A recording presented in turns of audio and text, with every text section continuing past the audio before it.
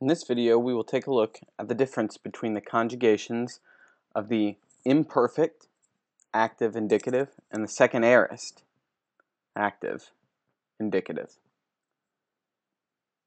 Distinguishing between the first aorist and the imperfect is rather simple. We have the augment, the stem, the sigma alpha, and our ending, whereas the imperfect lacks the sigma alpha.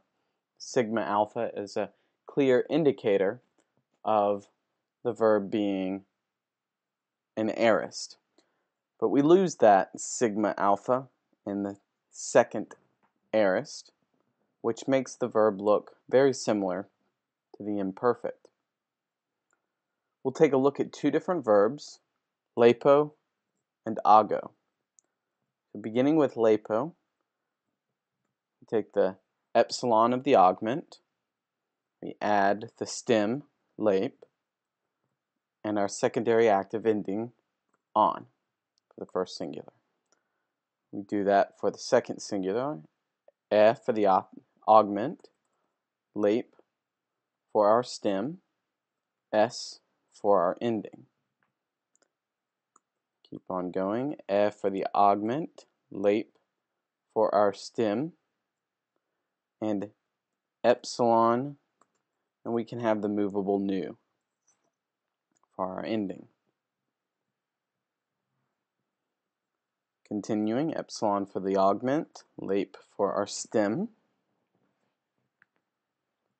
a for our connecting vowel, min for our ending.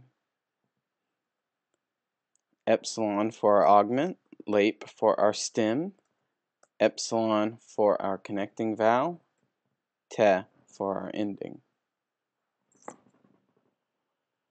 And finally, we have the epsilon for the augment, lep for our stem, and on for our ending. If we wanted to go ahead and separate this out so it makes more sense, identify our epsilons.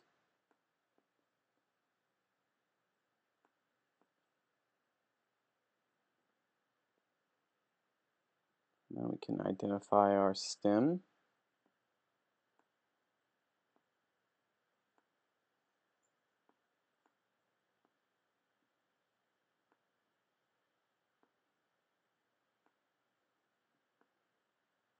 And the rest is our endings. We won't do that for all of the verbs, just for this one.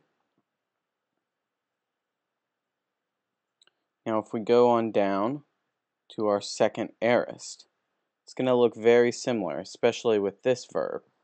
We will begin with our epsilon for the augment, but what happens? Instead of lep for our stem, we have to use our second aorist stem. And our second aorist stem is not something that is consistent throughout all of the different second aorist verbs. The stem is different according to the verb you are dealing with. And for lepo, the stem we have is lip. So augment plus our second aorist stem of the verb lepo, which is lip. And you will find the information out about whether it is, or what exactly the stem for the second aorist verb is on pages 55 through 56 of Learn to Read New Testament Greek. But moving on, we have lip, and then for our second aorist endings, or our secondary active endings, on, lip, s, lip, in. Continuing, our augment, second aorist stem, our connecting vowel, and our ending. Augment, second aorist stem, connecting vowel, secondary active ending. Augment, second aorist stem, ending. So notice the difference between the two verbs. or conjugations. Everything is the same except for the second aorist, you are missing the epsilon. So instead of elapon, we have elipon. Let's take a look at one more verb, augo. Augo, we use our augment for the imperfect, but the difference we have here is that the alpha is a vowel that begins the verb. So we have to lengthen the alpha to make it an augment, which is an eta. A, and now all we have really remaining of our stem is gamma, agon. Here's our augment, stem, and then our ending. Now notice that the alpha, or what was the alpha, and the gamma is your stem. It's aug. So when I'm saying that gamma remains as the stem, I'm not saying that the alpha is not also incorporated. It's just that your alpha from the original stem has been transformed into an eta because you've added the augment. Continuing, here's your augment slash first part of your stem. Gamma, epsilon for your ending, and then the movable nu. Continuing throughout the conjugation, we have agamen, agete, and agon.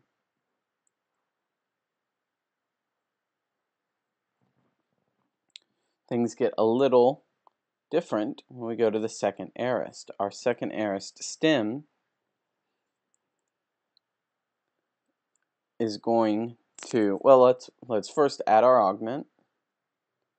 That's an eta. And then we have a reduplication of the gamma for the stem. So here we have our stem.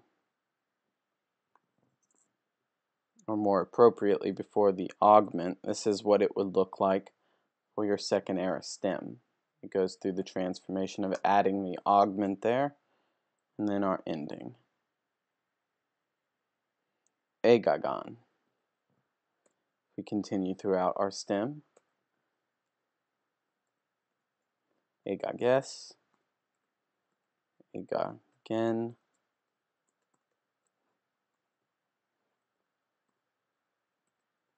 agagamen.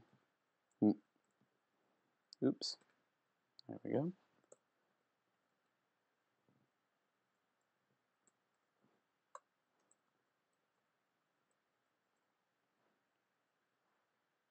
Make sense?